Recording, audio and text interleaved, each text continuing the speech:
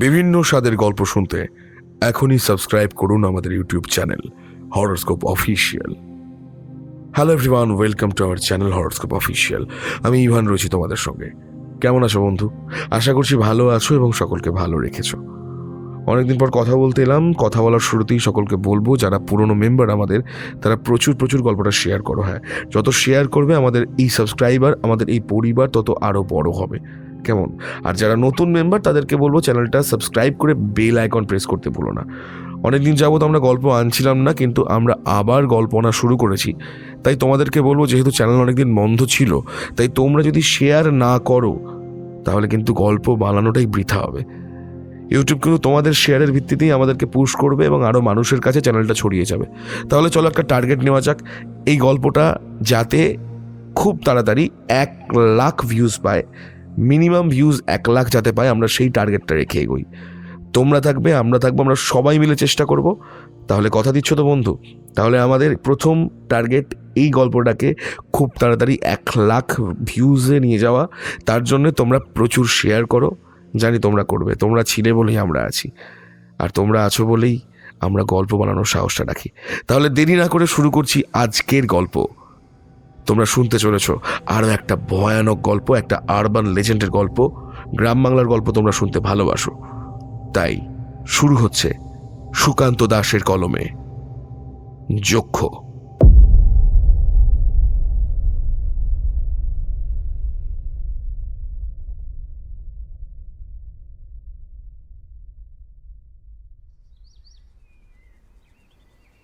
তোরা এখনো অনেক ছোট, তোরা ওসব কথা বুঝতে পারবি না। তোদের বোঝার মতো বয়স হলে তখন বুঝবি এ হলো আগুন নিয়ে খেলা। রাজেন্দ্রমোহনের বিছানার একপাশে ছোট টুলের উপর বসেছিল শাগনিক। রাজেন্দ্রমোহনের কথা শুনে শাগনিকের মুখ হাঁ হয়ে গেল। শাগনিক তার ঠাকুরদার দিকে তাকিয়ে থাকতে থাকতে এবার প্রশ্ন করল, ঠাকুরদা, তুমি কখনো সেই যক্ষকে দেখেছো? রাজেন্দ্রমোহন কোনো রকমে তার অসুস্থ শরীরের একটা হাত তুলে রাখলেন শাগনিকের মাথার উপর। তারপর বললেন, সে দুর্ভাগ্য আমার কখনো হয়নি। যক্ষকে যে দেখে সে আর বেঁচে থাকতে পারে না। যক্ষ হলো এমন এক অপদেবতা যার হাত থেকে বাঁচার কোনো উপায় নেই। একবার যদি সেই যক্ষ ভেবে নেয় যে সে কাউকে মারবে, তাহলে তাকে মারবেই। পৃথিবীর যেই প্রান্তেই সে গিয়ে লুকিয়ে থাকুক না কেন, সেখান থেকে তাকে খুঁজে বের করবে। কথাটা শুনে শাগনিক একটু হেসে ফেলল। তারপর বলল, দূর ঠাকুরদা, তুমি কিছু জানো না। আমি যদি প্লেনে করে অনেক দূরে কোথাও চলে যাই, তাহলে সেখানে যক্ষ পৌঁছবে কি করে? যক্ষ কোনো সাধারণ প্রেত নয় দাদু, সে হলো কুবেরের বরপ্রাপ্ত। যে দেবী লক্ষ্মীর পুজো তোরা করিস, সেই দেবী লক্ষ্মী হলো আসলে ধন সম্পদের দেবী। লক্ষ্মী ধন সম্পদ দান করে, কিন্তু তা রক্ষা করে কুবের দেব। এই যক্ষ হলো আসলে সেই কুবেরের দাস সম্প্রদায়ের। কুবের যক্ষের দেবতা। ওসব কথা বলবি না দাদু, ওসব কথা মুখেও আনার দরকার নেই। এতক্ষণ ধরে ঘরের একপাশে জানালার কাছে দাঁড়িয়েছিল জয়মোহন। এবার ওদের কথা শুনে বিছানার কাছে এগিয়ে এসে ভারী গলায় প্রশ্ন করে, কিন্তু ঠাকুরদা, আমি যতদূর শুনেছি ওই যক্ষ সবার ক্ষতি করে না। আসলে কুবের দেব যক্ষকে গুপ্তধনের রক্ষা করার জন্য রেখে যায়। তার কোনো বংশধর যদি গুপ্তধন উদ্ধার করতে যায়, তাহলে যক্ষ তার কোনো ক্ষতি করে না। উল্টে তার হাতে সেই সমস্ত গুপ্তধন তুলে দিয়ে সে নিজে মুক্তি পায়। হ্যাঁ, ঠিকই শুনেছিস, কিন্তু কোনো এক অদ্ভুত কারণে আমাদের বংশের লুকিয়ে রাখা সেই গুপ্তধনের ওপর আমাদের কোনো অধিকার নেই। আমাদের বংশের একজন গুপ্তধন উদ্ধার করার চেষ্টা করেছিল। তার অন্তিম পরিণতি যা হয়েছিল, তা দেখে আমাদের বংশের কেউ আর কখনো এই গুপ্তধন উদ্ধার করার চেষ্টা করেনি। এবার রাজেন্দ্রমোহনের কথা শুনে জয়মোহন একটু কেমন যেন অবাক হয়। অবাক গলাতেই বলে, কিন্তু ঠাকুরদা, আমি যে জানতাম গুপ্তধন আসলে আমাদের বংশের কেউ লুকিয়ে রেখেছে। মানে এই বংশের যোগেন্দ্র মোহন নামের কোনো এক জমিদার সেই গুপ্তধন ডাকাতদের হাত থেকে লুকিয়ে রেখেছিল। তাহলে তো সেটা আমাদেরই হলো, তাই না?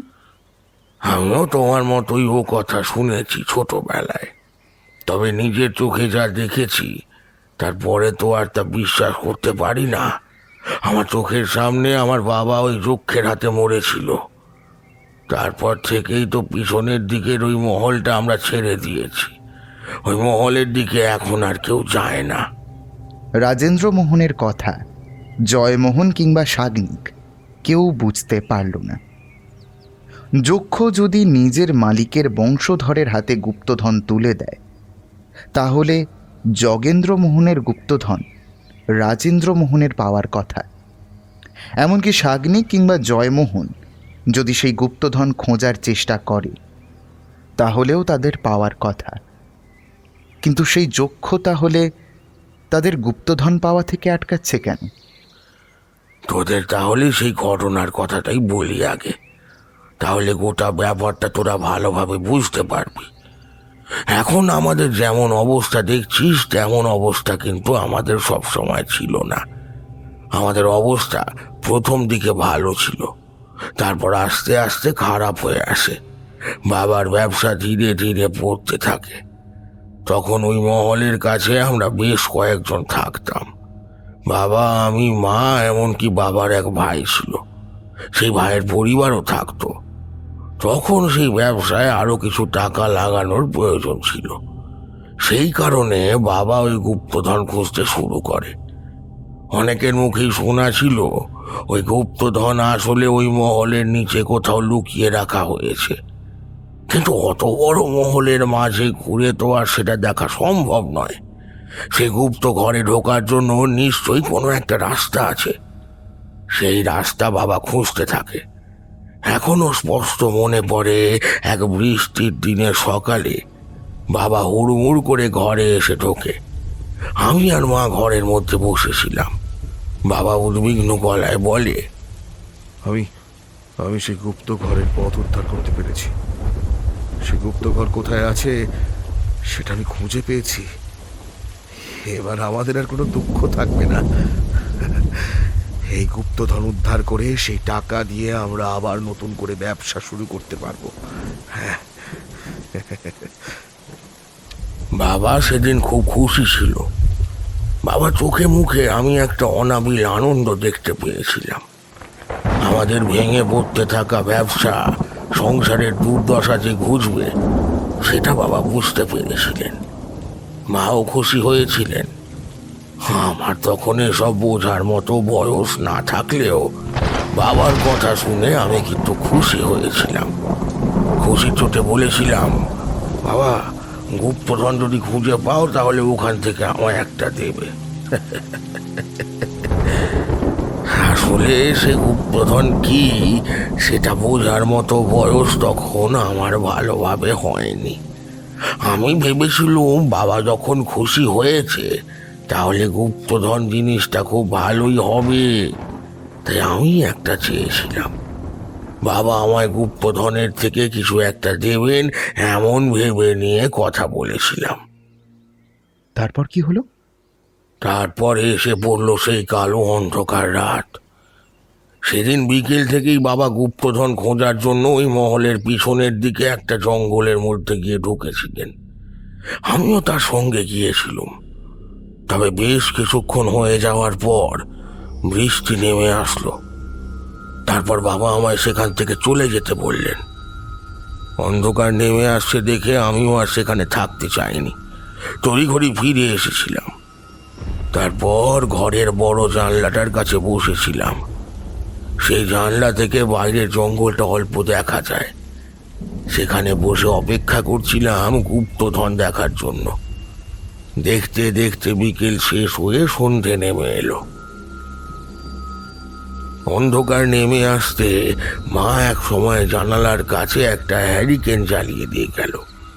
আমায় বাবার কথা জিজ্ঞাসা করতে আমি বললাম, বাবা গেছে গুপ্তধন খুঁজতে। তখনও আমরা জানতাম না আসলে কি অপেক্ষা করছে আমাদের জন্য। ওই বীভৎস কালো রাতের কথা আমি কখনো ভুলতে পারবো না। না না না, আমরা থাকতাম একতলার কাছে একটা ঘরে। মহলটা ছিল দোতলার, আর দোতলার অনেকগুলো ঘর রক্ষণাবেক্ষণের অভাবে অপরিষ্কার হয়ে পড়ে রয়েছে। সেই ঘরগুলোতে থাকা অসম্ভব। হাতে গোনা 2-3টে ঘর ছিল। ওপরের ঘরগুলোয় থাকতো আমার কাকারা, আর নিচের 2টো ঘরে থাকতাম আমরা। একটু পরে বৃষ্টি জোরে নামলো। আমি জানলার কাছে হ্যারিকেনটা রেখে একভাবে তাকিয়ে রইলাম বাইরের দিকে। সেই সুতীব্র অপেক্ষা, যেন সময় আর কাটতেই চায় না। জানালার কাছে বসে তাকিয়ে আছি বাইরের দিকে, এমন সময় মনে হলো আধো অন্ধকারের মধ্যে কেউ যেন হাঁটতে হাঁটতে আমাদের বাড়ির দিকে এগিয়ে আসছে। ভালো করে তাকিয়ে দেখলাম, আরো একটু কাছে আসতেই বুঝতে পারলাম বাবা আসছে, কিন্তু হেঁটে হেঁটে নয়, যেন দৌড়ে দৌড়ে এদিকে আসছে। জানলা থেকে সেই জঙ্গলটার দূরত্ব বেশ খানিকটা, মাঝে ফাঁকা জমি। সেই জমির কাছে এসে বাবা দৌড়তে দৌড়তে চিৎকার করতে লাগলো, রাজেন্দ্র, রাজেন্দ্র, আমায় মেরে ফেলবে, আমায় মেরে ফেলবে, তোরা তোরা পালা এখান থেকে, পালা। বাবার গলাটা ভয়ে কেমন যেন কাঁপছিল। বাবা যে থরথর করে কাঁপছে সেটা এত দূর থেকেও বুঝতে পারছিলাম। আমি তাড়াতাড়ি জানলার কাছ থেকে চিৎকার করে মাকে ডাকলাম। আমার ভয়ার্ত গলায় চিৎকার শুনে মা তাড়াতাড়ি পাশের ঘর থেকে দৌড়ে এলো। ততক্ষণে আরও একটা ব্যাপার আমি দেখতে পেয়েছি। বাবার পিছনে ঠিক কয়েক হাত দূরে কে একজন হাঁটতে হাঁটতে এগিয়ে আসছে।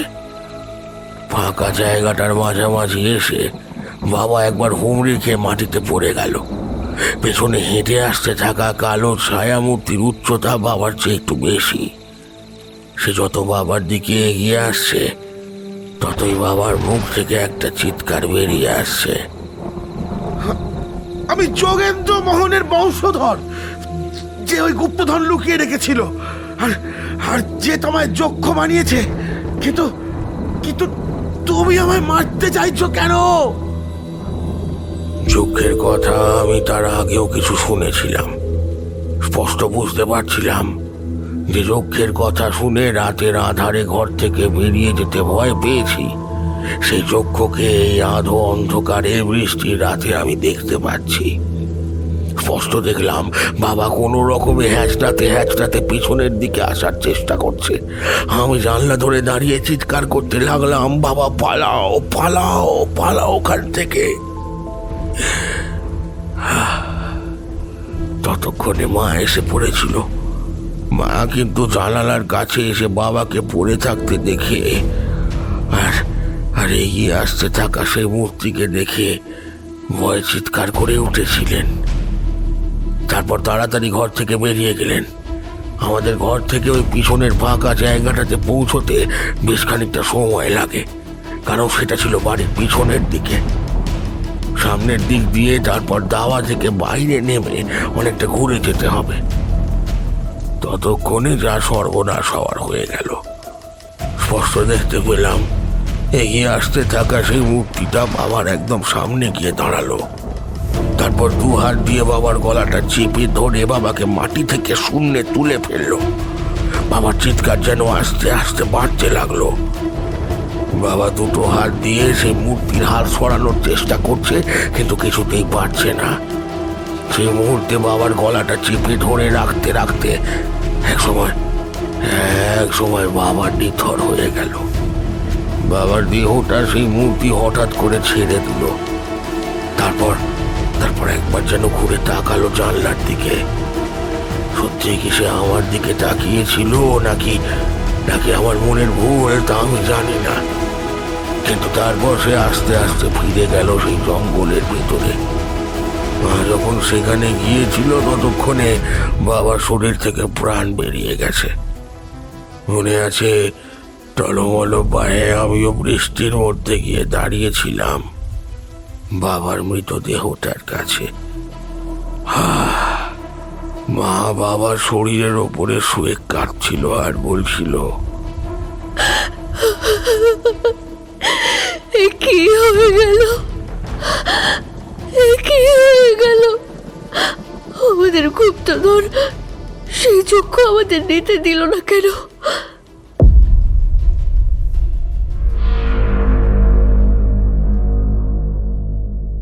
রাজেন্দ্রমোহন চুপ করতে সাগ্নিক আর জয়মোহন একভাবে তাকিয়ে রইল তার মুখের দিকে। রাজেন্দ্রমোহন বেশ কিছুক্ষণ চুপ করে রইল। তারপর বিছানায় হেলানটা একটু আলগা করে নিয়ে বলল, সকলেই এক কথায় স্বীকার করেছিল যে বাবাকে যক্ষ মেরেছে, কিন্তু আমাদের গুপ্তধন আমরা নিতে যাব, অথচ সে যক্ষ আমাদের নিতে দিল না কেন, সেটাই কেউ বুঝতে পারেনি। তারপর আর কেউ সাহস করে ওই জঙ্গলের ভেতর সে গুপ্তধন খুঁজতে যাওয়ার চেষ্টা করেনি। যাদের গুপ্তধন তারাই যখন নিতে পারছে না, অন্য কেউ নেবে কি করে? আমার মনে হয় নিশ্চয়ই তোমার বাবার কোনো ভুল হয়েছিল। আমরা শুনেছি সাংঘাতিক কোনো ভুল হলে যক্ষ কিন্তু কাউকে ক্ষমা করে না। সে যদি কোনো ভুল করে থাকে তাহলে... ভুল করুক আর ঠিক করুক তা আমার জানা নেই, তবে আমি কোনোদিনও সেই গুপ্তধন আর খোঁজার চেষ্টা করিনি। কাকা গোটা ব্যবসা সামলেছিল, তারপর আস্তে আস্তে সেই ব্যবসা দাঁড় করাতে পেরেছিল, কিন্তু কখনোই কেউ ওই গুপ্তধন খোঁজার চেষ্টা করেনি। তারপর তো কাকা মারা গেল, কাকি মারা গেল, একে একে সবাই চলে গেল। এখন এই গোটা ভূতের বাড়িতে আমি একা আর এক চাকর। মাঝে মাঝে দু একজন আসে বটে, তবে তারা কদিনের জন্য থাকতে আসলেও বাকি সময় একা আমাকেই... তুমি আর কখনো সেই যক্ষকে দেখোনি? আরে না রে, তাকে আমি আর কখনো দেখিনি। সে তো আর রাস্তায় রাস্তায় ঘুরে বেড়ানো কিছু নয় যে তাকে সব সময় দেখা যাবে। ওই গুপ্তধন যেখানে আছে সেখানে গেলেই তাকে দেখা যাবে। সে অদৃশ্য থেকে সেখানে পাহারা দিয়ে যাচ্ছে আজও এত বছর ধরে। তোদের যে ঘটনার কথা বললাম সেটা আজ থেকে কম করে 60 বছর আগের তো হবেই। এতদিন পরেও কি সে ওখানে আছে? এত বছর ধরে সে একটা জায়গাতেই থাকবে? তোদের তো আগেই বলেছি, তোরা যখন চিনিস না তার ব্যাপারে যতটা তোরা জানিস তা যথেষ্ট নয়। সে অতি ভয়ানক। তোরা ওই সব গুপ্তধনের কথা আর যক্ষের কথা ভুল করেও মাথায় আনিস না, বুঝলি? একটু পরেই চাকর বিষ্ণু এসে চা দিয়ে গেল। সাগ্নিক চা খায় না। জয়মোহন আর রাজেন্দ্রমোহন দুধ ছাড়া কালো চা তুলে নিল। তার সাথে সাগ্নিকের মায়ের হাতে ভাজা বেগুনি। খাবারগুলো খেতে খেতে ওরা নিজেদের মধ্যে কথা বলতে থাকল। জয়মোহনের মন থেকে ব্যাপারটা বেরোলো না। যক্ষ হঠাৎ করে নিজের মালিকের বংশধরদের কেন মারল? আর গুপ্তধন যদি সেখানে থাকে তাহলে তার পরিমাণ কতটা? এখানে কিন্তু বেশ ভালোই লাগছে, কি বলো? মাঝে মধ্যে শহরের কোলাহল ছেড়ে এখানে এসে কয়েকটা দিন থাকলে খুব একটা খারাপ হয় না। খারাপ হয় না, সে ঠিক কথা, কিন্তু এখান থেকে তো আর কোনো কাজ করা সম্ভব নয়। এত দূর থেকে শহরের ব্যবসাটাও চালানো সম্ভব নয়। তোমাদের প্রয়োজন হলে তোমরা আরও বেশ কয়েকটা দিন থেকে যাও। আমার শহরে খুব একটা অসুবিধা হবে না একা একা। এই, তুমি রাগ করো না।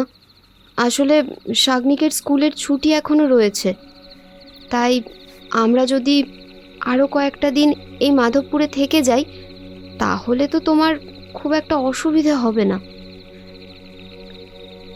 ভেবে দেখো একবার, শহরে ফিরে গেলে তো সেই সব একই।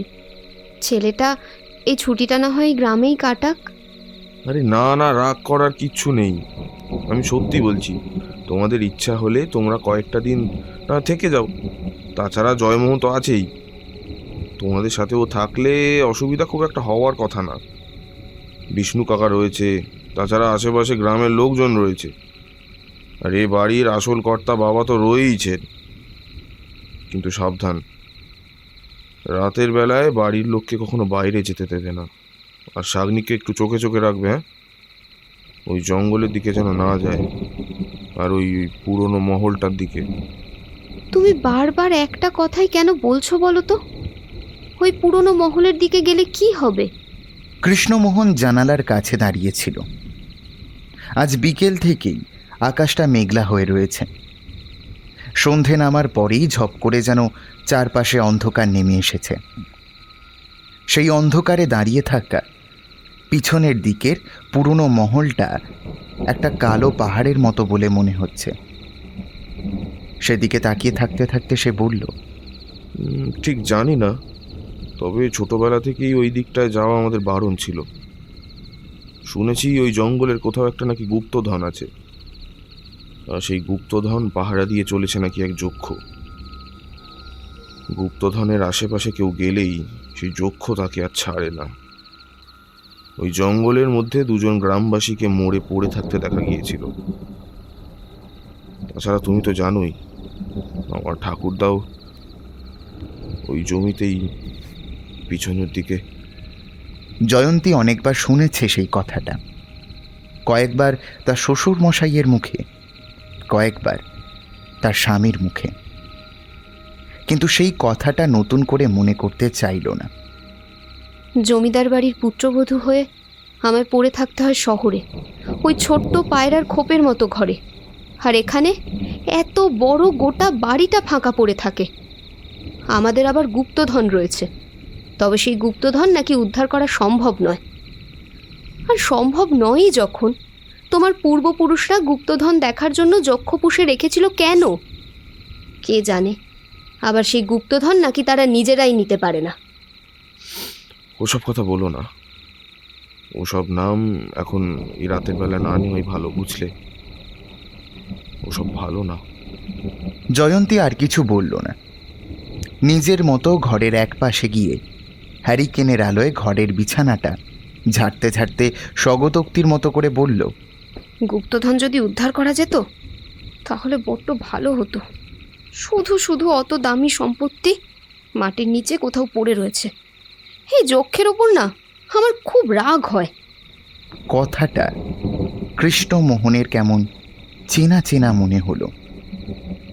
ছোটবেলায় মায়ের মুখে এই কথাগুলো সে শুনেছে, আর শুধু মায়ের মুখে নয়, নিজের ঠাকুমার মুখেও এই কথাগুলো শুনেছে।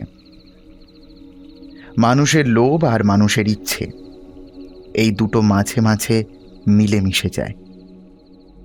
একটাকে আরেকটার কাছ থেকে আলাদা করা যায় না। তখন মানুষের চোখের দিকে তাকালে সত্যি প্রকাশ পেয়ে যায়। কিন্তু হ্যারিকেনের আলোয় ভালো করে জয়ন্তীর চোখটা দেখতে পেল না কৃষ্ণমোহন। পরের দিন সকালে কৃষ্ণমোহন শহরের উদ্দেশ্যে রওনা দিয়ে দিল। এ বাড়িতে রয়ে গেল জয়ন্তী, শাগনিক আর জয়মোহন। জয়মোহন গুপ্তধনের কথা বারবার ভেবে চলেছিল। এ বাড়ির অবস্থা খুব একটা ভালো নয়।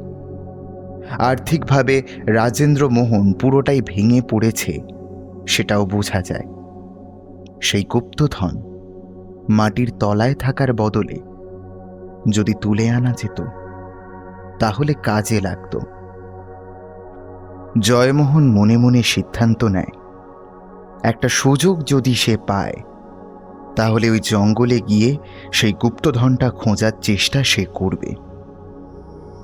ওই যক্ষের গল্প তো মিথ্যেও হতে পারে, মানুষকে ভয় পাওয়ানোর জন্য, কিংবা যাতে ওই জঙ্গল আর পুরনো মহল থেকে সবাই দূরে থাকে তার জন্য এই গল্প বানিয়ে বলা যেতেই পারে। কিন্তু আসল সমস্যা হলো রাজেন্দ্র মোহনকে সে কখনো মিথ্যে কথা বলতে শোনেনি। আর বিছানায় পড়ে থাকা অসুস্থ মানুষ মিথ্যে কথা বলে করবেই বা কি? গুপ্তধনের লোভ কিন্তু তাকে ছাড়ে না। সেদিন রাতে ঘুমোতে যাওয়ার সময় জানালা দিয়ে অন্ধকারে একবার বাইরের দিকে সেই পুরনো মহলের দিকে তাকিয়ে দেখে সে, আর ভাবতে থাকে ওই মহলের পিছনে জঙ্গলের কোথাও একটা গুপ্তধন রয়েছে। আদেও কি গুপ্তধন, নাকি ওটা গুপ্তধনের নামে অন্য কিছু? ছোট বাবা, ছোট বাবা, ওদিকে যাবেন না, ওদিকটা ভালো না। পিছন থেকে ভেসে আসা গলার শব্দে চমকে উঠে পিছনে তাকায় জয়মোহন। তারপর দেখতে পায় কখন যেন পিছনে এসে দাঁড়িয়েছে বিষ্ণু। বিষ্ণুর খালি গা, গলার উপর একটা গামছা রাখা। বিষ্ণু সারাদিন এটা ওটা করে চলে, তার কখনো যেন ক্লান্তি নেই, বিশ্রাম নেওয়ার কোনো প্রয়োজন নেই। মুখে অকারণে একটা কথাও বলে না সে। যখনই কেউ কিছু একটা বলে, সে সেই মুহূর্তেই সেই কাজটা করে দেয়। এই কারণেই তার একার হাতে সমস্ত কাজকর্ম ছেড়ে নিশ্চিন্তভাবে বিছানায় শুয়ে বিশ্রাম করতে পারে রাজেন্দ্রমোহন। তবে মাসে একবার করে কৃষ্ণমোহন এখানে এসে বেশ কিছু টাকা দিয়ে যায় রাজেন্দ্রমোহনকে, আর সেই টাকাতেই তাদের চলে যায়। কথাটা বলে চুপ করে দাঁড়িয়ে রইল বিষ্ণু। জয়মোহন কিছু বলছে না দেখে আবার বলল, ওই পুরনো মহলের দিকে যাওয়া বারণ আছে, বড়বাবুর বারণ, ওদিকে যাবেন না কিন্তু। বড়বাবু জানতে পারলে খুব রাগ করবেন। না না, আমি ওদিকে যাব না, আমি এখানটা দাঁড়িয়ে দেখছিলাম। আচ্ছা, ওই পুরনো বাড়িটাতে কেউ থাকে না তো? বাড়িটা ভেঙে ফেললে তো ওই জায়গাটা বিক্রি করে দিলে বেশ কিছু টাকা পাওয়া যায়, তাই না? বিষ্ণু হাসে, তারপর কাঁধের গামছাটা নামিয়ে এনে হাত মুছতে মুছতে বলে, এই যে যক্ষের বাড়ি, যক্ষের বাড়ি আর কে কিনবে বলো? তাছাড়া ওই জঙ্গলে গ্রামের দুজন মরে গেছে। আরে বড়বাবুর তো বাবাই ওখানে মারা গেছে, কে থাকতে যাবে বলো ওখানে? তাই ওখানটা ওই রকমই পড়ে আছে। বড়বাবুও বেচার কোনো আগ্রহ দেখায় না, আর কেউ কিনতেও চায় না। এ তো আর শহর নয়, এ হলো ছোট গ্রাম। এখানে কত জমি ওরকম পড়ে থাকে, কে আর কিনবে? ছোটবাবু, এই গ্রামের কথা তুমি তো জানো না, বুঝলে? ওদিকে যেও না, আমি এখন যাই, বুঝলে? আমার অনেক কাজ বাকি আছে।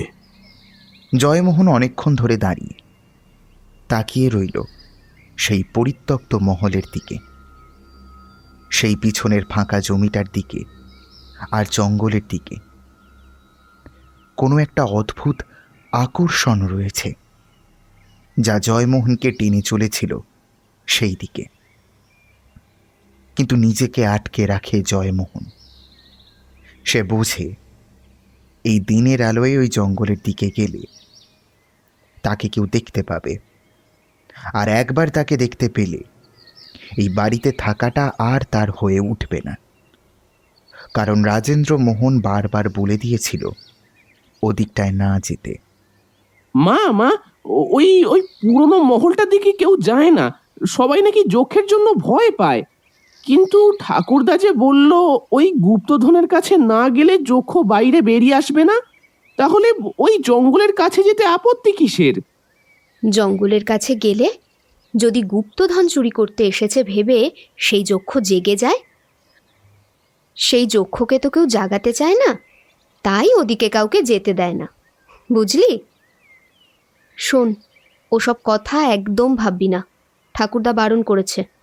বাবাও কিন্তু বারণ করে গেছে, ওদিকে যেন তোরা কেউ না যাস। জয়মোহন ঘরের বাইরে দাঁড়িয়ে জয়ন্তীর কথা শুনতে পেয়ে ঘরে ঢুকে যায়। আর আমি যদি ওই জঙ্গলে যাই কিন্তু গুপ্তধনের কাছে না যাই, তাহলে কি হবে? জয়মোহনের কথাটা শুনে জয়ন্তী আর শাগিনিক দুজনেই তার দিকে ঘুরে তাকালো। জয়ন্তীর মুখে একটু ভয়ের ছাপ দেখা দিল।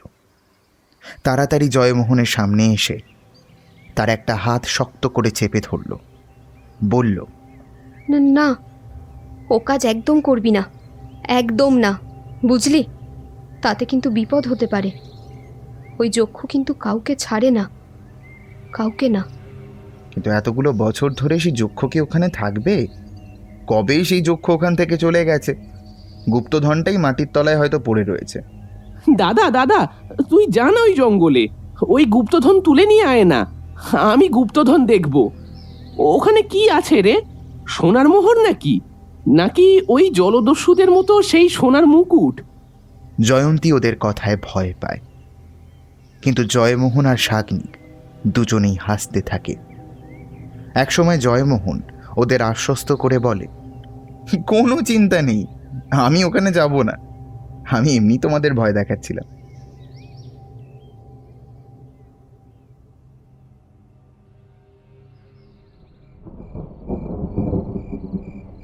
মা ঠাকুরন, হয়ে গেছে, তাহলে খেতে দিয়ে দিচ্ছি। হ্যাঁ, আর দেরি করতে হবে না।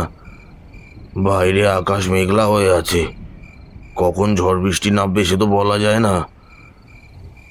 এখানটা তো আর শহরের মতো নয়, তোমাদের বড় অসুবিধা হবে। হ্যাঁ, দিয়ে দাও। আমি একবার বাবার ঘর থেকে ঘুরে আসি। এই, তোরা রান্নাঘরের দিকে যা।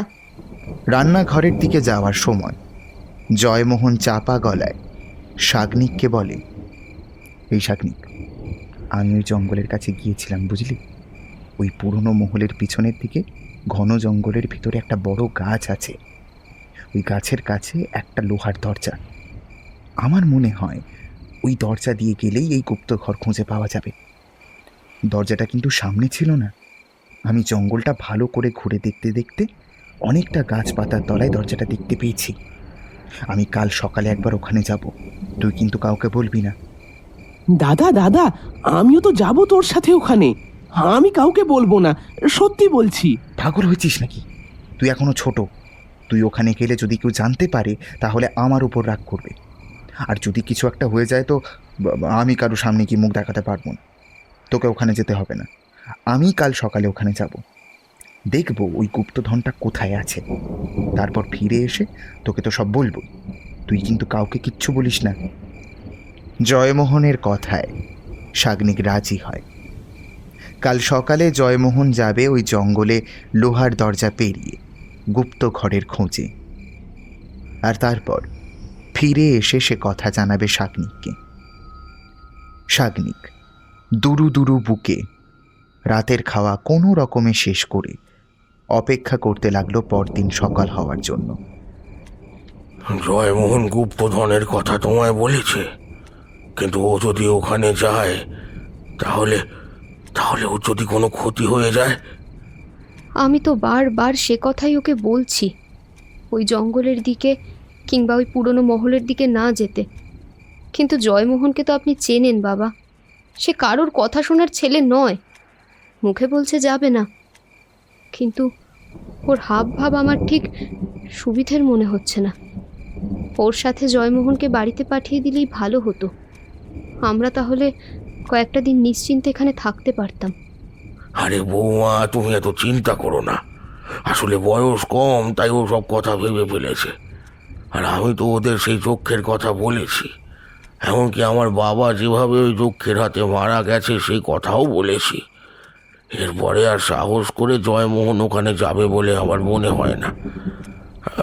তবে তুমি যখন বলছো, আমি না হয় তাকে আর একবার বারণ করে দেব। যে কথাটা ওরা জানে না বাবা, সে কথাটা আমি ওদের বলতে চাইছি না।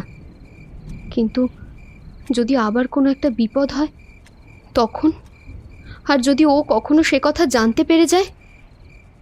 না গো মা, সে কথা আমরা ওকে না বললেও জানতে পারবে কিভাবে? রাজেন্দ্রমোহন আর কিছু বলল না। বিছানার পাশে বসে থাকা জয়ন্তীর দিকে তাকিয়ে বলল, এবার কিন্তু অনেক দিন পর এলে তোমরা, বলো। সেই প্রায় বছরখানেক হয়ে গেল। এর মধ্যে আর এই বুড়োটার কথা মনেই পড়লো না, হ্যাঁ? তাই না বৌমা? জয়ন্তী একটু লজ্জা পেল। সামান্য লজ্জায় তার মুখটা লাল হয়ে এলো। টেবিলের একপাশে রাখা হ্যারিকেনের আলোয় তার মুখটা ভালোভাবে বোঝা না গেলেও রাজেন্দ্রমোহন সেটা বুঝতে পারলে। জয়ন্তী আস্তে আস্তে বলল, না না, তেমন কোনো ব্যাপার নয় বাবা। আসলে শাগনিকের স্কুল রয়েছে, তাছাড়া ওর তো ব্যবসার কাজ জানেনি, একদিনের বেশি কোথাও থাকতে পারে না।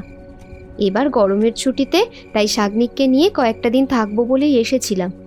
দেখলেন তো, একদিন থেকেই ওকে চলে যেতে হলো। এমনভাবে আমরা এত দূরে তো আসছি, আপনাকে কতবার করে বলি আপনি না হয় আমাদের সাথে ওখানে চলুন, আপনার কোনো অসুবিধে হবে না। চাইলে বিষ্ণু কাকাও যাবে আমাদের সাথে। না গো মা, এই গোটা বাড়ি, এই গোটা জায়গা জমি সমস্ত কিছুই যে আমাকে দেখতে হয়। এখন আর কিছুই নেই, সবই চলে গেছে। না চাষের জমি আছে, না পুকুর বাগান, কিচ্ছু নেই।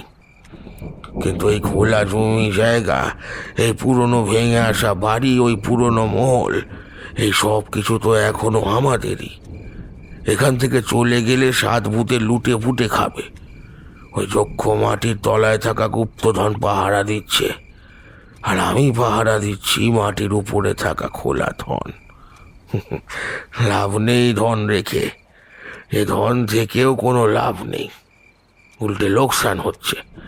এত বড় বাড়ি মেরামত করতে পারি না, দোতলার ঘরগুলো একদমই ভেঙে পড়েছে, একতলার অবস্থাও ভালো নয়, দেখছো তো। কবে 2 বুড়ো মিলে একসাথে বাড়ি চাপা পড়ে থাকবো, অত দূর থেকে জানতেও পারবে না। যখন আসবে তখন হয়তো দেখবে হাড়গোড় গুঁড়ো হয়ে গেছে। আবার বাবা, আবার আপনি সেই ওই কথাই বলছেন? কেন ওসব কথা বলেন বলুন তো? আমরা কি আপনার পর নাকি? আমরা কতই বা দূরে থাকি, 4 ঘন্টার তো রাস্তা মোটে। একটা খবর দিলেই আমরা চলে আসব। খবর আর কি করে দেব বলো তো? যদি 2 বুড়ো বাড়ি চাপা পড়ে থাকি, তাহলে খবর দেবে কে? আশেপাশের লোকেরা জানতে জানতে হয়তো দিন 2 কেটে যাবে। তারপর তোদের ঠিকানা খুঁজে বের করা, তোদের খবর দেওয়া, ও বিস্তর ঝামেলা। থাক, তোরা সুখে থাক, তোরা ভালো থাক, তাহলেই হবে। আমি আর কদিন। জয়ন্তী স্পষ্ট বুঝতে পারল রাজেন্দ্র মোহনের শেষের কথাগুলো কেমন যেন অভিমানের। কিন্তু তারই বা কি করার?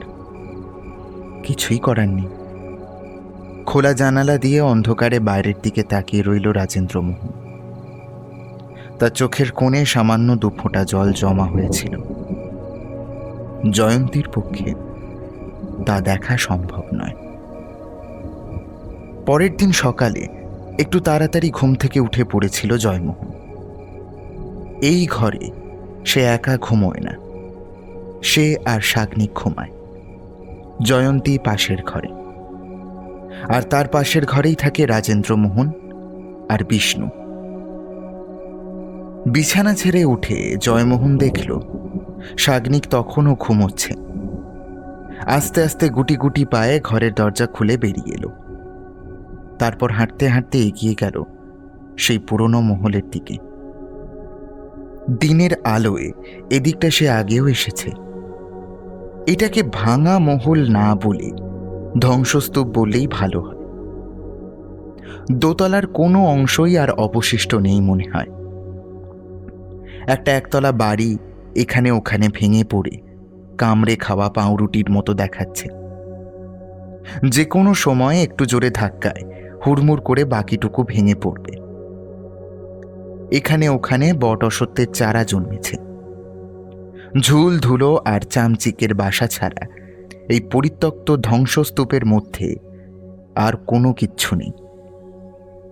ধ্বংসস্তূপকে প্রায় এক পাশে রেখে আস্তে আস্তে পিছনের জঙ্গলের কাছে গিয়ে পড়ল জয়মোহন। বুকের কাছটা একবার ধকধক করে উঠল না তা নয়, কিন্তু মনের মধ্যে একটা অদ্ভুত কৌতূহল ছিল।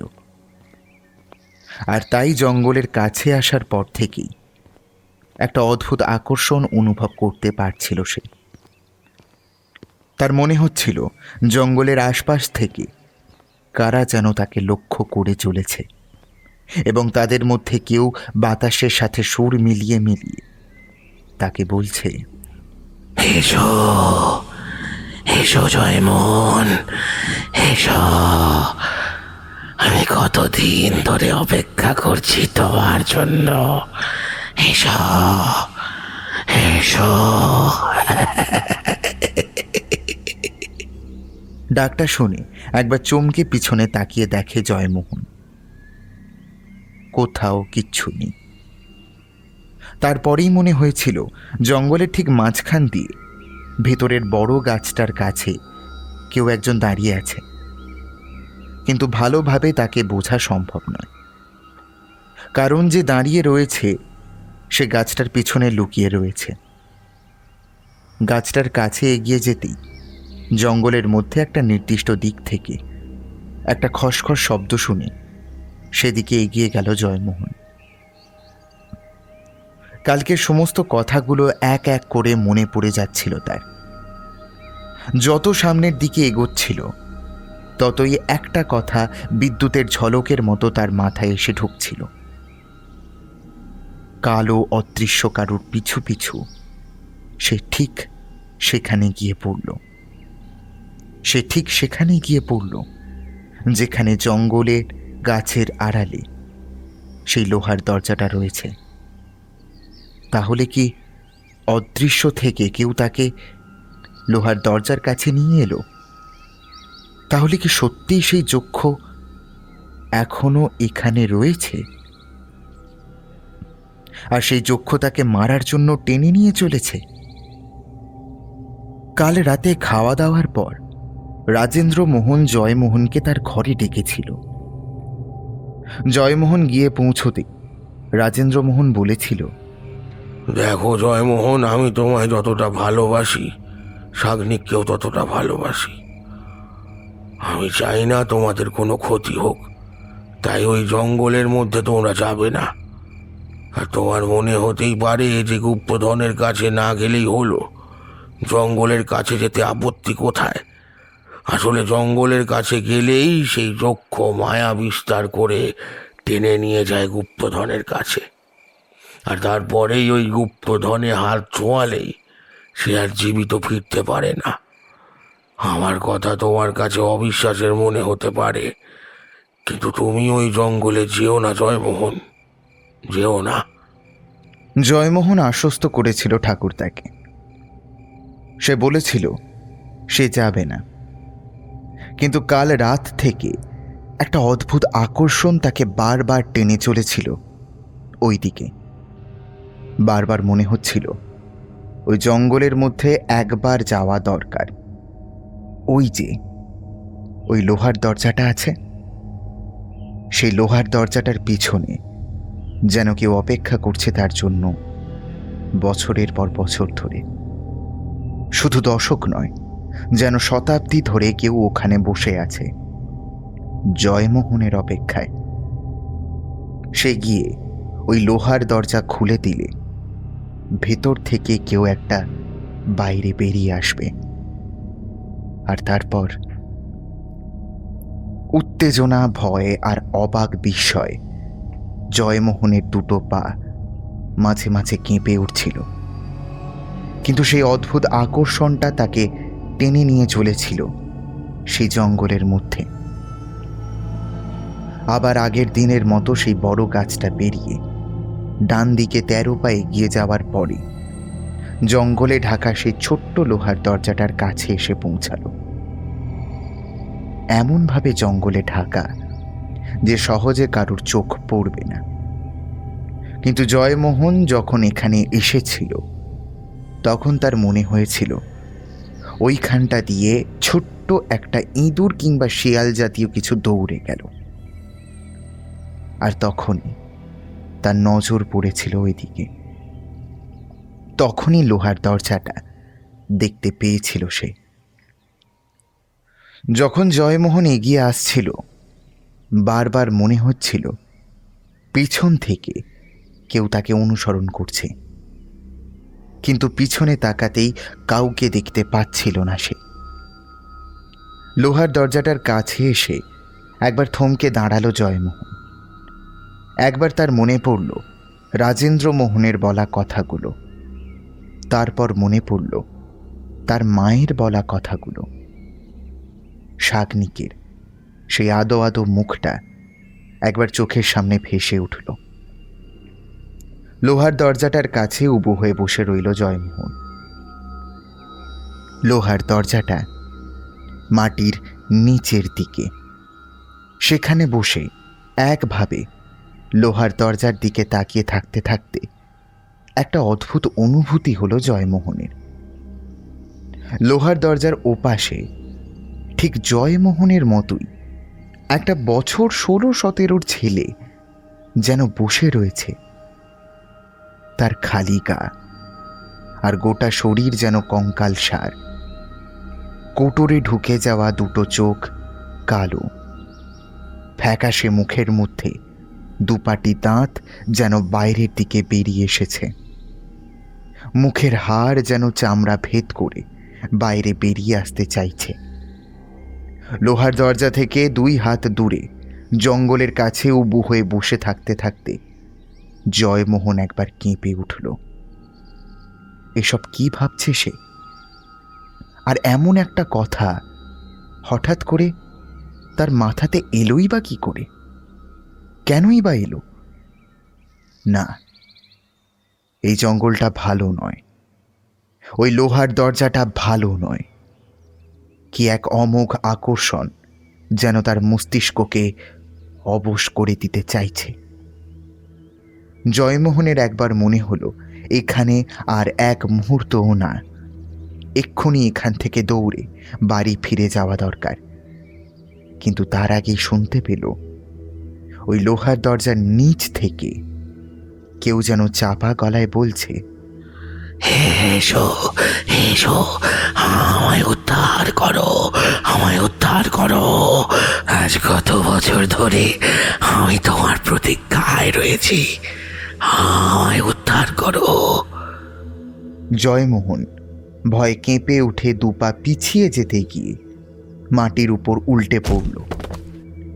স্পষ্ট সে শুনতে পেয়েছে লোহার দরজার তলা থেকে কেউ যেন কথা বলছে, কিন্তু লোহার দরজাটা দেখলে বোঝা যায় সেটা আজ অনেক বছর ধরে খোলা হয়নি। লোহার দরজার এদিক ওদিকে বেড়ে উঠেছে গাছের শিকড়, জমে গিয়েছে ধুলোবালি মাটি। এই দরজা খুলতে গেলে এমনিতেই অনেক কষ্ট করে খুলতে হয়, আর সেই দরজার তলা থেকে কেউ একজন কথা বলতে পারে কি করে, তাও এই দিনের বেলায়? আকাশের দিকে তাকিয়ে দেখল জয়মোহন।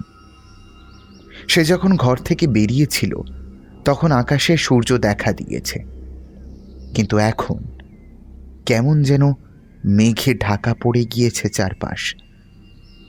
হঠাৎ করে জয়মোহনের মনে হলো কাল বিকেলে এখানে এসে ওই লোহার দরজাটা দেখে যাওয়ার কথা, কিন্তু আজ সকালে এই লোহার দরজা পর্যন্ত এসে পৌঁছল।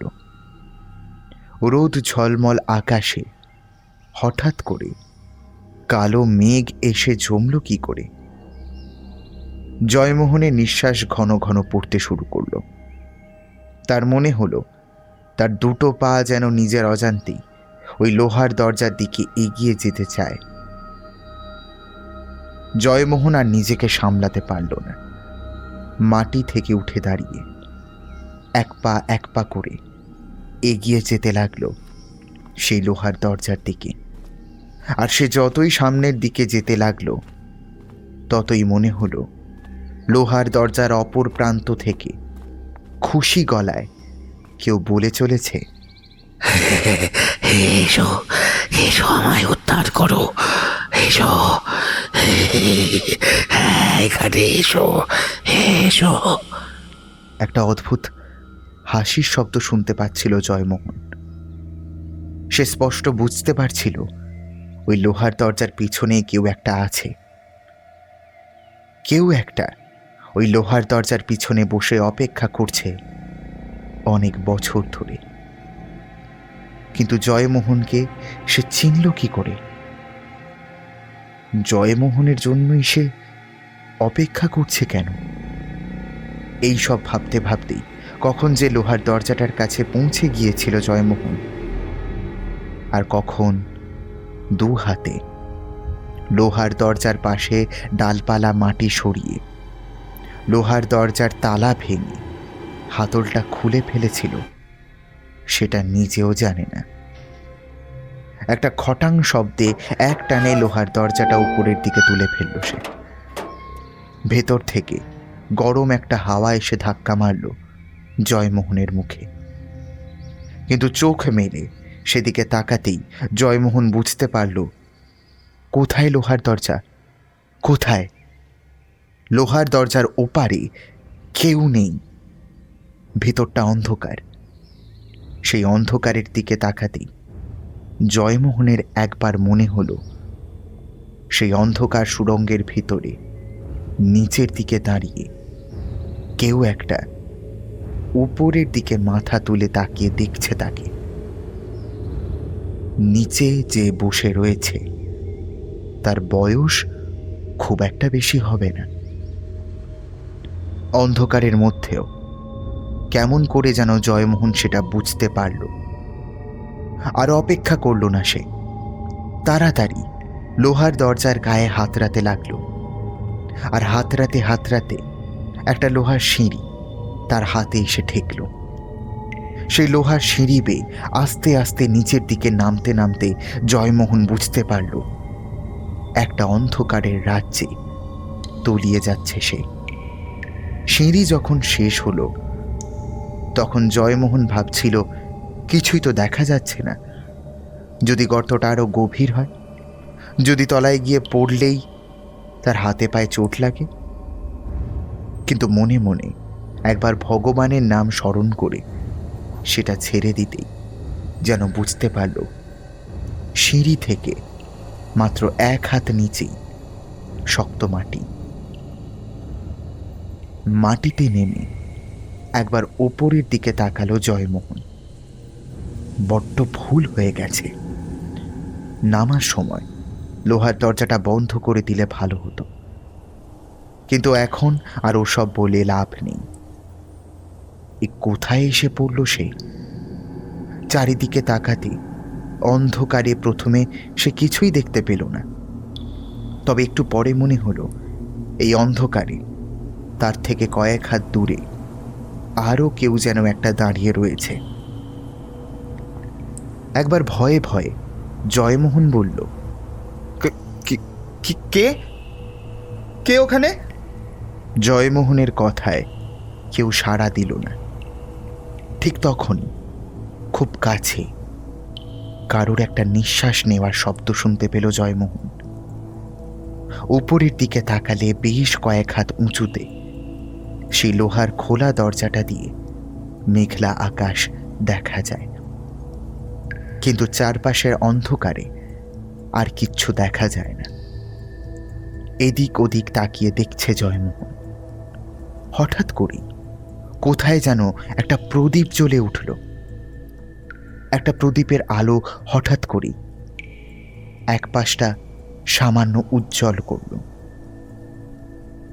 জয়মোহন সেদিকে তাকিয়ে দেখতে পেল দেওয়ালের গায়ে একটা ছোট্ট চারকোনা গর্ত, আর চারকোনা গর্তের গায়ে মাটির প্রদীপটা রয়েছে।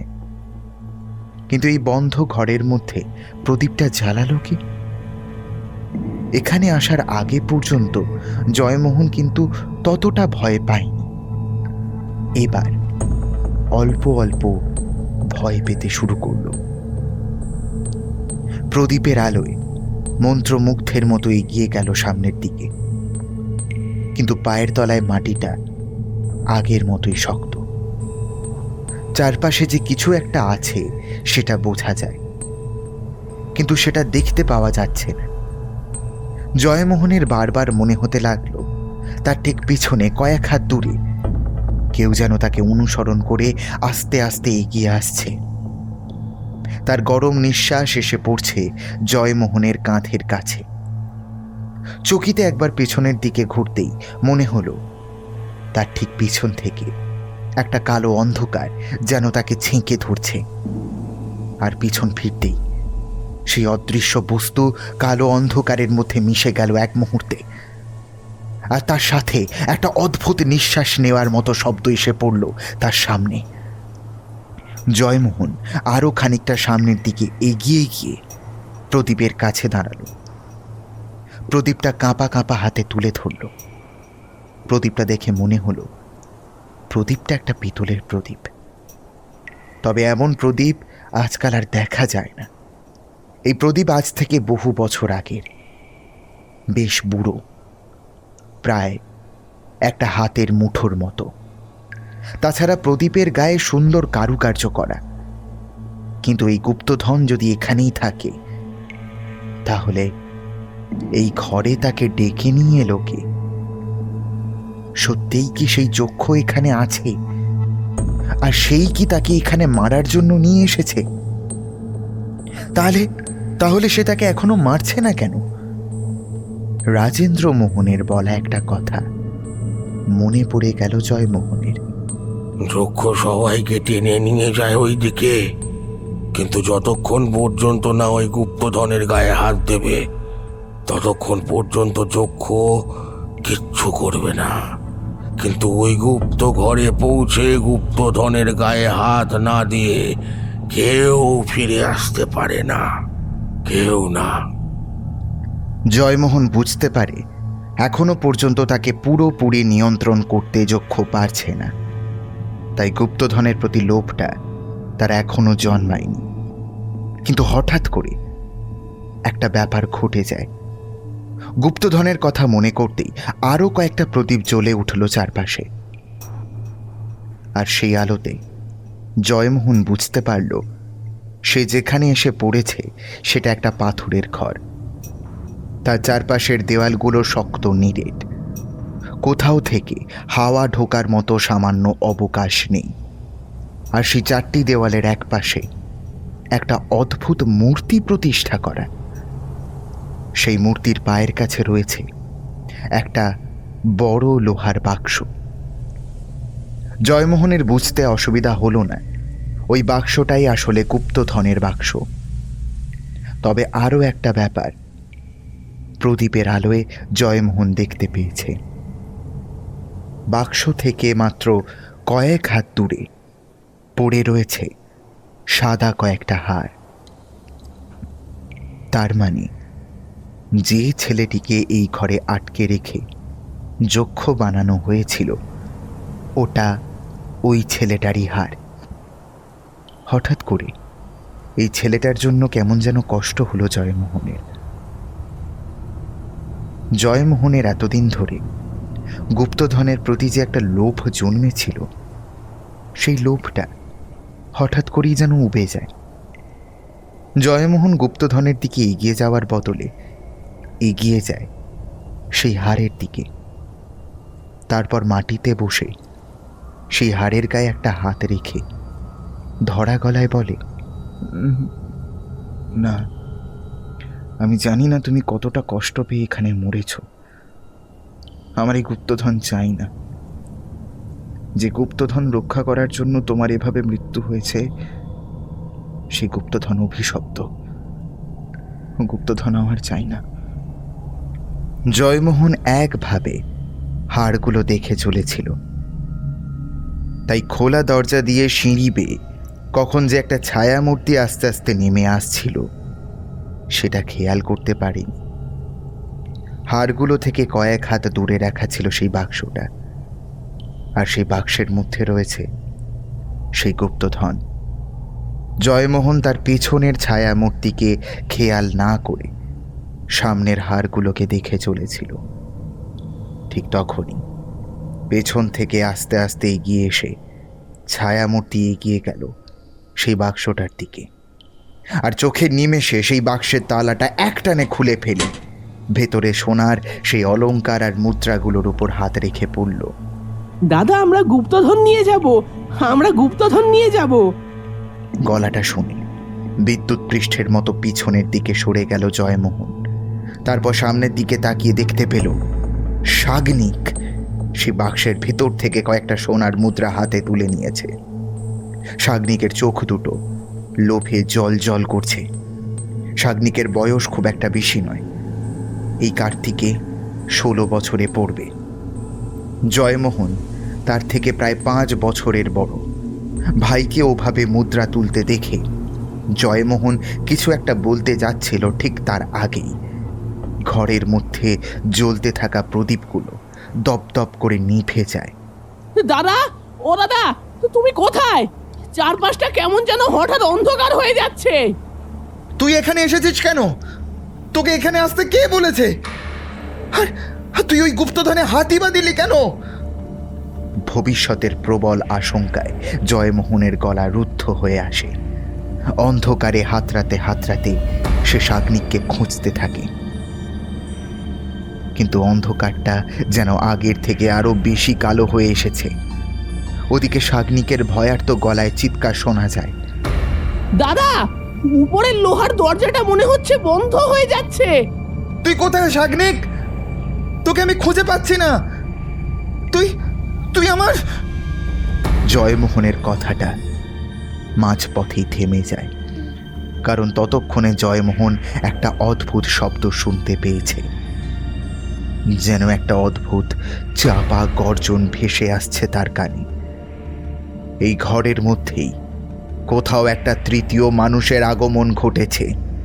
একটা অদ্ভুত সুগন্ধ নাকে এসে লাগতে শুরু করলো জয়মোহনের, আর তার সাথেই সে বুঝল এই অন্ধকারের মধ্যে এই ঘরে যে উপস্থিত হয়েছে সে আর অন্য কেউ নয়, রাজেন্দ্র মোহনের বলা। এমনকি রাজেন্দ্র মোহনের ছোটবেলায় বৃষ্টির রাতে অন্ধকারে ফাঁকা জমির মধ্যে দেখতে পাওয়া সেই চক্ষু।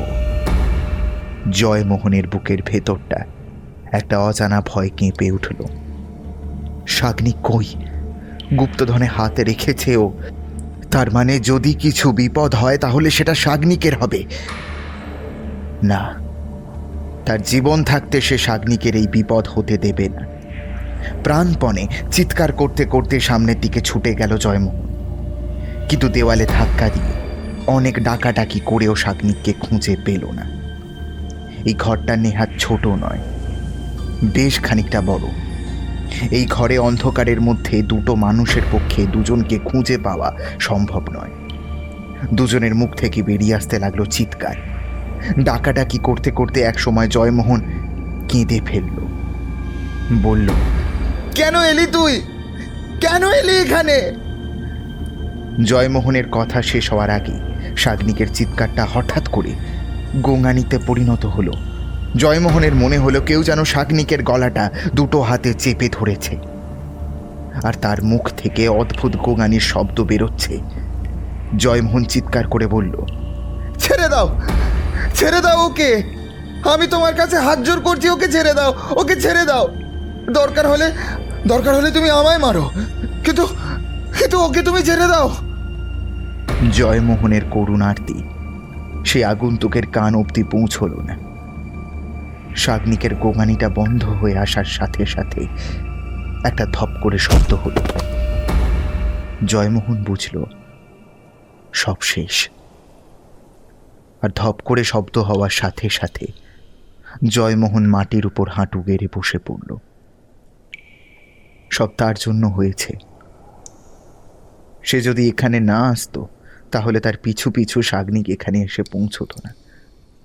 এখানে ফিরে গিয়ে সে কি জবাব দেবে? তার জন্য শাগনিক ওই যক্ষের হাতে মারা পড়েছে, কিন্তু না, এমনটা সে হতে দিতে পারবে না। আশেপাশের প্রদীপগুলো ঠিক এই মুহূর্তেই আবার দপদপ করে জ্বলে উঠল, আর জয়মোহন দেখতে পেল লোহার সিঁড়িটার কাছে শাগনিক পড়ে রয়েছে। কিন্তু সেদিকে এগিয়ে গেল না জয়মোহন, তার বদলে এগিয়ে যেতে লাগলো সেই গুপ্তধনের বাক্সের দিকে। বাক্সটা এখনো খোলা। যক্ষের পাহারা দেওয়া গুপ্তধনের গায়ে কেউ হাত দিলে তাকে ওই যক্ষ মেরে ফেলবে, সে কথা বুঝতে আর বাকি নেই জয়মোহনের। তাই সে নিজের মন শক্ত করে আস্তে আস্তে এগিয়ে গিয়ে সেই গুপ্তধনের বাক্স থেকে কয়েকটা মুদ্রা হাতে তুলে নিল। তারপর চোখ বন্ধ করে অপেক্ষা করতে লাগলো সেই চক্ষের আশার। কিন্তু অনেকক্ষণ অপেক্ষা করার পরেও যখন কিছুই হলো না, তখন একটু অবাক হয়ে চোখ খুলে ফেলল জয়মোহন। কই, কোথাও তো কিচ্ছু নেই। ব্যাপারটা কি হলো? সে এসবের কিছুই বুঝতে পারল না। একটু আগে তার চোখের সামনে শাগনিক ওই গুপ্তধনে হাত দিয়েছিল বলে যক্ষ তাকে নির্মমভাবে হত্যা করেছিল, কিন্তু এখন জয়মোহন নিজেও তো এই গুপ্তধনে হাত দিয়েছে। তাহলে তার কিছু হচ্ছে না কেন? অবাক হয়ে সে কথা ভাবতে ভাবতে একটা কথা মনে পড়ল তার, আর সেটা ভাবতে ভাবতেই ধপ করে বসে পড়ল সেই শক্ত পাথুরে মাটির উপরে। কেউ যেন কানের কাছে এসে ফিস ফিস করে বলল, আজ আমি মুক্ত হলাম, আজ আমি তোমার জন্য মুক্ত হলাম। কত বছর ধরে এখানে অপেক্ষা করছিলাম তোমার জন্য। আজ আমি মুক্ত হলাম, আমি চললাম, আমি চললাম। অনেকদিন আগের একটা কথা তার মনে পড়ে যায়। একদিন কি একটা অপরাধ করায় কৃষ্ণমোহন রাগের মাথায় তার গায়ে হাত তুলেছিল, আর তখন রাগের মাথাতেই বলেছিল, আমার রক্ত হলে তুই এরকম কাজ করতে পারতিস না। আমার রক্ত নয় বলেই তুই এই কাজ করেছিস, তাই না? তোকে আমার ছেলে বলে পরিচয় দিতে আমার ঘেন্না হচ্ছে, আর তোকে দেবই বা কেন? হ্যাঁ, কৃষ্ণমোহন আরও কিছু বলতো, কিন্তু তার আগে জয়ন্তী এসে তাকে থামিয়ে দিয়েছিল। জয়মোহন ভেবেছিল রাগের মাথায় কৃষ্ণমোহন এসব কথা বলেছিল, কিন্তু আজ হঠাৎ করে কথাটা তার মনে পড়ে। তাহলে কি মাঝে মাঝে সে যে সন্দেহটা করত সেটাই সত্যি? মাটিতে বসে থাকা অবস্থায় একবার পিছনের দিকে তাকিয়ে সিঁড়ির কাছে পড়ে থাকা শাগনিকের মৃতদেহটার দিকে তাকালো সে। যে ছেলেটাকে এত বছর ধরে সে নিজের ভাই বলে মেনে এসেছে, সে কি আসলে তার ভাই নয়? যে বাবা মাকে সে নিজের বাবা মা মনে করেছে, যে রাজেন্দ্র মোহনকে সে নিজের ঠাকুরদা মনে করেছে, সে কি তার নিজের রক্ত নয়?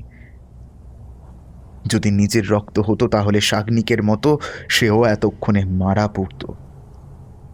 জয়মোহন আর অপেক্ষা করে না, আস্তে আস্তে এগিয়ে যায় শাগনিকের মৃতদেহটার দিকে। তারপর মৃতদেহটা এক হাতে কোনো রকমে তুলে নিয়ে এক হাতে কষ্ট করে উঠতে থাকে।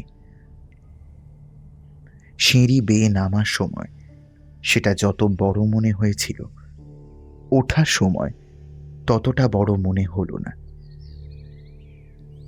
ওপরে উঠে মাথা দিয়ে ঠেলে লোহার দরজাটা খুলে ফেলল সে। তারপর শাগনিকের মৃতদেহটা বাইরে বার করে কোনো মতে সে নিজেও বাইরে বেরিয়ে এলো। বাইরে আসতেই রোদের আলো যেন ঝাঁপ দিয়ে পড়ল জয়মোহনের মুখের উপর। জয়মোহনের দু চোখের পাশে জল চিকচিক করছে। শাগনিকের মৃতদেহটা দু হাতে তুলে আস্তে আস্তে এগিয়ে যেতে লাগলো জমিদার বাড়ির দিকে। আজ তার মনে অনেক প্রশ্ন, অনেক জিজ্ঞাসা রয়েছে তার। সেই চক্ষ তাকে একটা অদ্ভুত সত্যির সামনে দাঁড় করিয়ে দিয়েছে, যে সত্যি তার গোটা জীবনটা উল্টে পাল্টে দিতে পারে। যে সত্যির উত্তর খোঁজার জন্য জয়মোহন ওই লোহার বাক্সে ভরা গুপ্তধন ছেড়ে সত্য মৃত ভাই, অর্থাৎ এতদিন ধরে জেনে আসা ভাইয়ের মৃতদেহ নিয়ে এগিয়ে চলেছে জমিদার বাড়ির দিকে। দূর থেকেই জয়মোহন দেখতে পেল বিষ্ণু ছুটতে ছুটতে এদিকেই আসছে। জয়মোহন বুঝতে পারল জমিদার বাড়ির সবাই এতক্ষণে জেনে গেছে ওরা কোথায় গিয়েছিল, কিন্তু তার যে আরো অনেক কিছু জানার রয়েছে, অনেক কিছু জানা বাকি তার এই নতুন জীবনে। অনেক বছর আগে রাজেন্দ্র মোহন কথায় কথায় একটা গল্প বলেছিল জয়মোহনকে, আর গল্পের শেষে বলেছিল, শোনা যায় যখন ডাকাতের হাত থেকে গুপ্তধন লুকাবার জন্য ওই গুপ্ত ঘরে আমাদের পূর্বপুরুষরা গিয়েছিল, তখন তার সঙ্গে ছিল তার বিশ্বস্ত এক অনুচর। কিন্তু সেই বিশ্বস্ত অনুচরকে সে কথা কেউ জানে না। আর ওই গুপ্ত ঘর থেকে ফিরে আসার পর থেকেই আমাদের পূর্বপুরুষ ওই জমিদার অসুস্থ হয়ে পড়ে, আর তারপরেই মারা যায়। কিন্তু তার কি হয়েছিল সে কথা কেউ জানে না। জয়মোহনের মনে বারবার ঘুরে ফিরে আসতে লাগলো সেই বিশ্বস্ত অনুচরের কথা। তাহলে কি সেদিন ওই গুপ্তধন উৎসর্গ জমিদার মশাই নিজে করেননি, করিয়েছিলেন তার সেই বিশ্বস্ত অনুচরকে দিয়ে? আর ওই যক্ষ তাহলে জমিদার মশাইয়ের গোলাম নয়, সে ছিল জমিদার মশাইয়ের বিশ্বস্ত অনুচরের গোলাম। তবে তবে এখন তাহলে গুপ্তধন ফিরিয়ে দিল কেন? বিষ্ণু যত এগিয়ে আসছিল, জয়মোহনের দুটো পা ততই যেন কাঁপতে শুরু করেছিল। বিষ্ণু যখন অনেকটা কাছে এসে পড়ে শাগনিককে ওভাবে পড়ে থাকতে দেখে চিৎকার করে উঠেছিল, তখন জয়মোহন আর সামলাতে পারল না, মাটির উপর হুড়মুড় করে পড়ে গেল। আর বিষ্ণুর পায়ের কাছে এসে পড়তেই জয়মোহন যেন বিশ্বস্ত হয়ে দুটো চোখ বুজিয়ে নিতে চাইল। তবে জয়মোহন চোখ দুটো বোঝার আগে বিষ্ণুর দিকে তাকিয়ে প্রশ্ন করল, সত্যি সত্যি করে বলো তো, সত্যি করে বলো তো বিষ্ণু কাকা, আমি আমি আমি আসলে কে কে আমি?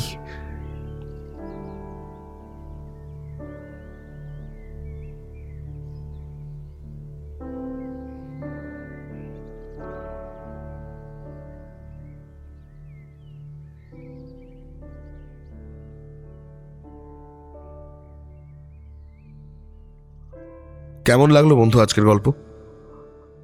তোমার মতামত কিন্তু কমেন্ট বক্সে জানাতে ভুলো না, ভালো খারাপ যাই হোক। আর হ্যাঁ, অবশ্যই টার্গেটের কথাটা যেন মাথায় থাকে। আমরা সবাই মিলে একসাথে চেষ্টা করব আবার আমাদের আগের যেভাবে সমস্ত মানুষরা আসতেন, অনেক বাইরে থেকে মানুষ গল্প শুনতে আসতেন, সেই রকমভাবেই সবাই মিলে আমরা যদি চেষ্টা করি আবার সেটা সম্ভব।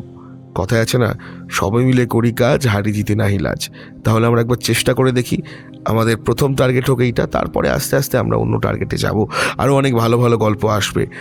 অঙ্কুরদার লেখা অঙ্কুর বরের গল্প শুনতে তোমরা ভালোবাসো, তার লেখা হিকিরি সার্কাস আসবে এই মাসে। পরের মাসে ক্ষুদিত সাপের দেবতার গ্রাস আসবে।